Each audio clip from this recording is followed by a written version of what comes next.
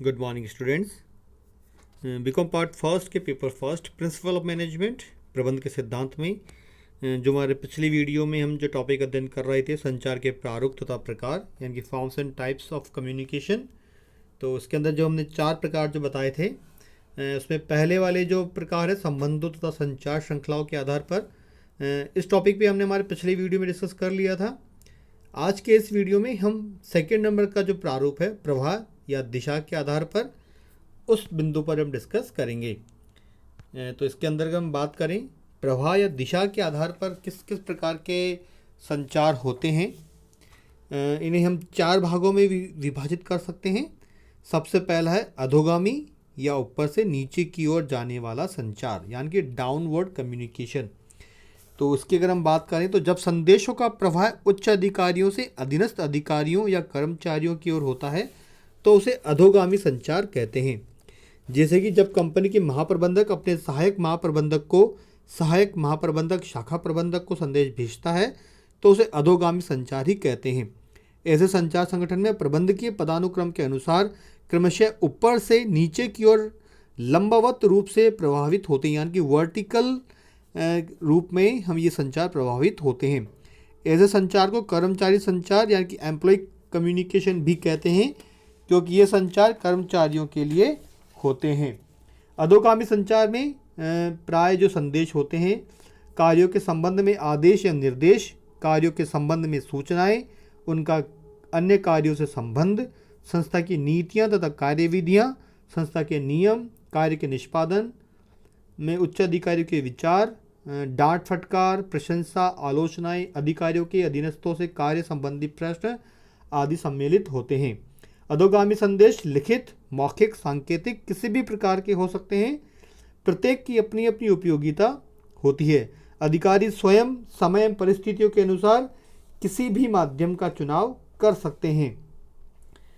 इसकी जो विशेष बातें हैं अधोगामी संदेश की, तो विशेष बातों में अगर हमको ध्यान देने वाली बातें हैं वो है प्रत्येक अधिकारी को अपने द्वारा दी जाने वाली सूचनाओं की पर्याप्त जानकारी तथा समझ होनी चाहिए। दूसरा बिंदु है संदेश बहुत स्पष्ट होने चाहिए, उनमें संदेह की गुंजाइश नहीं होनी चाहिए। अगला है संदेश योजनाबद्ध रूप से यथा समय दिए जाने चाहिए। संदेश अधीनस्थों में विश्वास उत्पन्न करने वाले होने चाहिए। संदेश अधीनस्थों के लिए गौरवपूर्ण एवं सम्मानजनक होने चाहिए। तो ये तो हो गया अधोगामी या ऊपर से नीचे की ओर किया जाने वाला संचार। दूसरा है उधर्वगामी या उद्धवगामी छप गया है, जिसमें है उधर्वगामी या ऊपरगामी संचार यानी कि अपवर्ड कम्युनिकेशन। उधर्वगामी या उधर्वमुखी संचार वे हैं जो अधीनस्थों से अधिकारियों की ओर प्रभावित होते हैं। इस प्रकार के संचार में हम शामिल करते हैं कर्मचारियों के प्रतिवेदन, कर्मचारियों के कार्य की समस्याएं, कर्मचारियों के अधीनस्थों की प्रतिक्रियाएं, आदेशों निर्देशों पर अधीनस्थ की प्रतिक्रियाएं, कर्मचारियों के विचार एवं सुझाव, कार्य में अपनाई गई विधि तथा प्रक्रिया तथा उसमें उत्पन्न कठिनाइयाँ, कार्यों एवं नीतियों की आलोचनाएं तथा सुझाव, कर्मचारियों की व्यक्तिगत एवं घरेलू समस्याएं।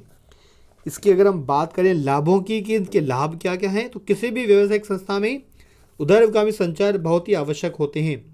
जैसे कर्मचारियों को प्रेरणा मिलती है, कर्मचारियों के विचारों एवं भावनाओं का ज्ञान हो जाता है, कर्मचारियों के कार्यों के प्रति की प्रगति की यथा समय जानकारी हो जाती है, कर्मचारियों की समस्याओं एवं सुझावों का ज्ञान हो जाता है, कर्मचारियों का मनोबल एवं उसकी उत्पादकता में वृद्धि होती है, संस्था में प्रजातांत्रिक वातावरण का निर्माण किया जा सकता है।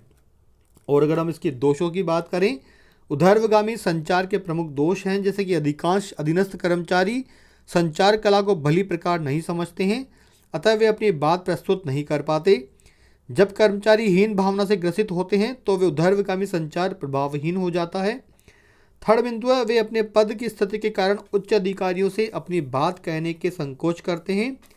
कभी कभी उल्टा भी हो जाता है, कुछ कर्मचारी संकोच को छोड़कर दुस्साहस भी कर बैठते हैं और अधिकारियों से अपनी बात कहने में सामान्य शिष्टाचार को भी भूल जाते हैं। अगला बिंदु है उधर्वगामी संचार में कई प्रकार के बनावटीपन भी आ जाता है, क्योंकि कई बार अधीनस्थ उच्च अधिकारियों को सही स्थिति बताने से डरते हैं।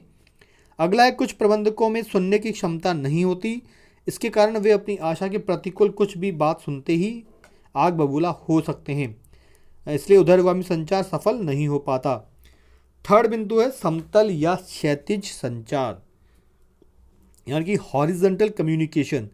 जब समान स्तर के कर्मचारियों, अधिकारियों या विभागाध्यक्षों के बीच संदेशों का आदान प्रदान होता है तो उसे समतल संचार कहते हैं। जिससे कि क्रय विक्रय विभाग के प्रबंधकों के बीच संदेशों का आदान प्रदान होना है, ये समतल संचार ही कहलाता है। यानी कि दोनों जो डिपार्टमेंट है या दोनों विभाग हैं वो अपने समतल यानी कि अपने लेवल के अधिकारी या के जो बीच का जो आदान प्रदान या बातचीत है वो अपने अपने लेवल के अधिकारियों से ही वो बात करते हैं, ना तो ऊपर की तरफ ना नीचे की तरफ। समतल संचार औपचारिक या अनौपचारिक दोनों ही प्रकार का हो सकता है। यह संगठन के सभी स्तरों पर समान स्तर के अधिकारियों या कर्मचारियों के बीच हो सकता है। समतल संचार से संस्था के विभिन्न विभागों के कार्यों में समन्वय करना सरल हो जाता है। अगला है जो फोर्थ है डी, विकर्णीय या तिरछा संचार, यानी हम इसे कह सकते हैं आड़ा तिरछा संचार। विकर्णीय संचार से तात्पर्य ऐसे संचार से है जो संस्था के विभिन्न विभागों के विभिन्न स्तरों पर कार्यरत अधिकारियों कर्मचारियों के बीच होता है तथा इनके बीच अधिकारी एवं अधीनस्थ का कोई संबंध नहीं होता। विकर्णीय संचार को आड़ा तिरछा यानी कि क्रॉस वायर संचार भी कहते हैं, क्योंकि यह संचार संपूर्ण संस्था में किसी भी अधिकारी या कर्मचारी द्वारा किसी भी अन्य विभाग के किसी भी स्तर के अधिकारी कर्मचारी के बीच किया जा सकता है। ऐसा संचार सामान्यतः पदानुक्रम व्यवस्था के अनुकूल नहीं होता, बल्कि इस व्यवस्था में आड़ा तिरछा ही चलता है। विकर्णीय संचार बहुविभागीय सभाओं, अनौपचारिक सभाओं, सम्मेलनों, परियोजना सभाओं, परादात्री समितियों के सभाओं में देखने को मिलता है।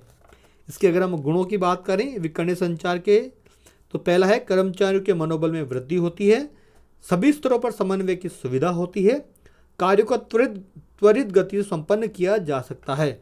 और अगर हम इसकी दोषों या सीमाओं की बात करें तो इसमें सोपान के सिद्धांत यानी स्केलर चेन प्रिंसिपल की अवहेलना होती है, यानी कि इसमें किसी भी प्रकार के पदानुक्रम व्यवस्था को अपनाया नहीं जाता।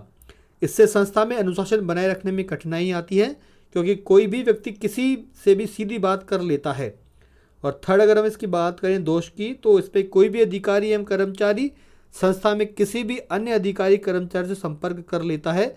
इससे कई अधिकारियों के अधिकारों में दूसरों का हस्तक्षेप होता है, अतः ऐसे अधिकारी इसका विरोध करते हैं। तो इस वाले टॉपिक पे ये जो सेकंड था प्रवाह या दिशा के आधार पर, जिसके अंतर्गत ये 4 प्रकार के संचार किसी भी कंपनी या फर्म में अपनाए जाते हैं। तो आज के इस वीडियो में इतना ही। धन्यवाद।